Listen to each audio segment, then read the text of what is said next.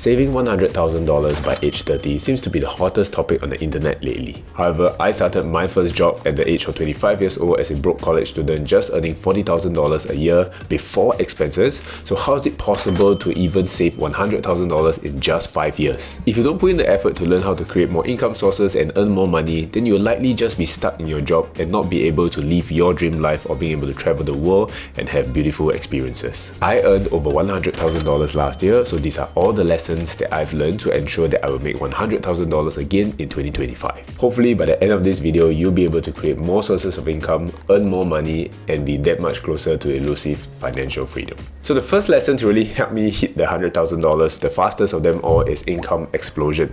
This is honestly something that I was thinking about for the last couple months already. In the financial space, a lot of people are interested in budgeting, saving, investing, and many other things, but the thing that really moved the needle the most for myself is how much money I'm earning, aka your earning potential. Someone who earns $4,000 a month might be able to save and invest $2,000, but someone who earns $10,000 a month can save and invest maybe $6,000. But you might just be thinking to yourself, okay, it's merely a $4,000 a month difference. How much difference is it going to make in about 30 years? Let me show you the difference. If you plug all these numbers into the compound interest calculator, assuming you are investing into the S&P 500 for 30 years at an average of 8% return, you will get $2.9 million if you invested $24,000 a year, which is that $2,000 per month investment, which I honestly don't know if that's enough for your entire retirement. It's a little bit shady, you know, $3 million, I don't know if it's enough. It's pretty decent, but you can always do better. So if you invested the full $6,000 per month, you will get a whopping $8.8 million at the end of 30 years, which is arguably more than enough to last till you die.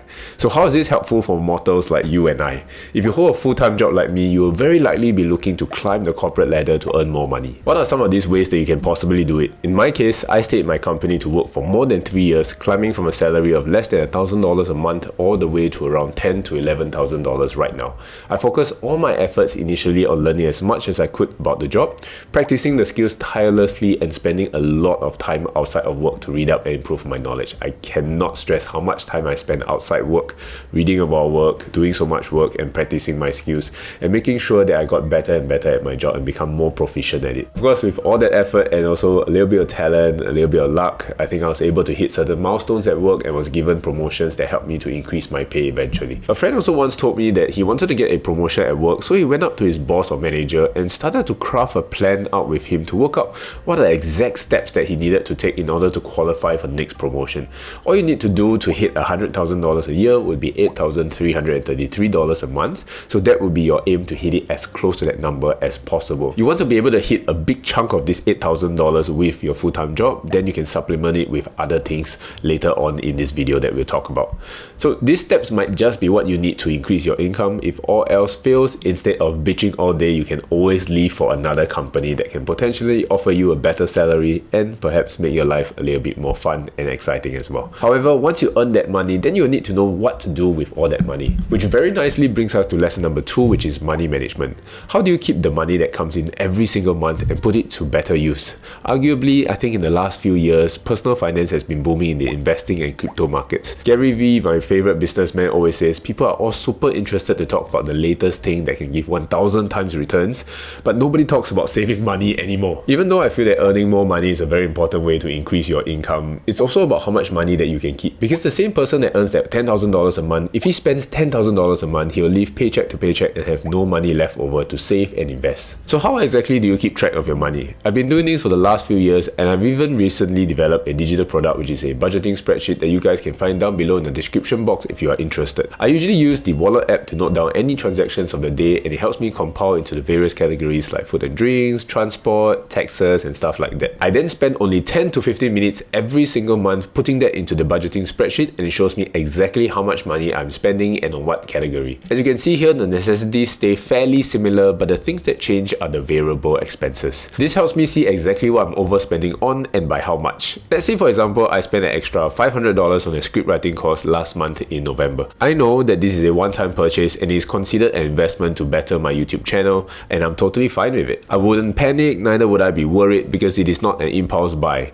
If for example, you identified that you spend more than $1,000 on online shopping every single month, you'll be able to see it from this spreadsheet and you'll be able to cut it down in the next few months. Just a simple routine like this can possibly save you hundreds of dollars every month, which will compound to become around thousands of dollars by the end of the year. Once you have figured out a comfortable routine and you have such healthy habits in your life, you're welcome by the way, you then need to think about how to better utilize that money. This brings us to the next lesson, which is money magic. How do you make your money multiply like magic? This would involve learning about investments and thinking about how best to make your money work for you. Unless of course you're totally fine with working till the end of your life, please continue to save your money thoughtlessly. Although I think as I'm saying that, I think I'm going to work to the end of my life just because I enjoy working so much. When people think about investments, they generally think about how to get the maximum amount of returns, like investing in real estate or Bitcoin. I, however, like to think about it in a more systematic way. I would divide the investment into 3 different buckets. The first bucket will be short-term investment, the second will be medium-term, and the last will be long-term investments. The short-term investments are money that you want to potentially use in the next couple of months, so it's very important to keep that money liquid and withdrawable easily. So for me, I keep around $40,000 in a high interest bank account like the UOB1 bank account that gives 3% return every year. This ensures that my money stays relatively liquid but still earning a decent interest on it.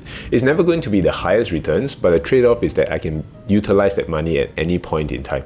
I plan to buy my house, I want to say next year, but it's actually this year, so I'm keeping this money here for the time being, and it has earned me around $500 to $600 this year, passively doing absolutely nothing. Everything is exactly the same, so I love this way of saving money for the short term. The mid-term investments are things that you can put there for around 5 to 10 years. This is money that you might still be looking to cash out in the future, but not anytime soon. So it doesn't need to be as liquid as the short-term investments, and it can earn a higher interest. So for me, it's something like the Singapore Savings Bonds. It still has only a 3% return on it, but it lasts for 10 years and will not change, unlike the UOB1 bank account that changes according to the global interest rates. So I invested around $35,000 into the Singapore Savings Bonds, and it pays me around $100 a month on it in dividends. The long-term investments are retirement accounts that you basically never ever want to touch until you die or you are in urgent need of a huge sum of money. This is something that all the financial gurus talk about, which is the almighty S&P 500. This earns you the most interest of around 8 to 10% per year, but it's also the most volatile out of all these investments. It is not surprising to see your accounts go down by 30-40% in moments like the big recessions. I personally only have around $20,000 invested into the S&P 500, so I'm looking to increase that in the future once I've settled on buying my house. Having a system like this will ensure that you are investing into different areas with different time frames, so they can suit your needs throughout your entire life at different phases. This makes sure that the money you earn will constantly multiply until the day you retire and beyond. However, even though you can just invest the money from your day job, who would say no to having more money? This brings us to lesson number 4, which is passion projects. This is basically anything that you can start on the side, like a side hustle, so that you can potentially earn more money outside of your full-time job. This is super interesting to me because this is something that I'm doing at this point in my life, and this is something that you can start out of passion as well, and perhaps one day it can actually take over your day job. That's the dream, that's what my YouTube channel is, and one day hopefully it can rival my full-time job income. This can be anything like starting a business that sells craft beer or starting a sticker printing shop on Etsy to sell worldwide. For me, this is in the form of this YouTube channel and social media accounts. I still have a full-time job, so I'm utilizing all the extra time outside of my job to work on this YouTube channel. For those of you who have been following my journey, I just monetized this channel 5 months ago, and this will be an income source that can hopefully pay me infinitely for the rest of my life. It honestly only pays me around $75 per month from AdSense, but it still has a ton of potential for the future. I'm launching digital products to sell online, and I can also earn money through affiliate marketing and brand sponsorships in the future. All of this can potentially bring in thousands of dollars every month once my YouTube channel can more steadily bring in views. With all this extra money, I can have the flexibility to either quit my job and put more time and attention into the YouTube channel, or I can just use the money magic concept and invest it to build an even bigger retirement portfolio in the future. Or as I'm thinking about this on the spot, I can actually even go to anywhere in the world and use this skill set of trying YouTube videos, making TikTok accounts, and all these kind of skills in order to work anywhere from the world and retire in a more comfortable and, fun way. The possibilities are honestly endless, so for those of you guys who really want to earn more money outside of your job and have more control of your life, I would consider bitching less about your life and focusing your efforts on the things that can truly change your life for the better. Hopefully these lessons have helped you to gain an insight on how I think about earning money and help you get closer to earning that $100,000 in 2025. If you enjoyed watching this video here, then you'll probably enjoy watching this video here on how to invest in the Moomoo Singapore app as a beginner. Thanks for watching, have an amazing day as usual, and I'll see you guys in the next few videos. Bye bye.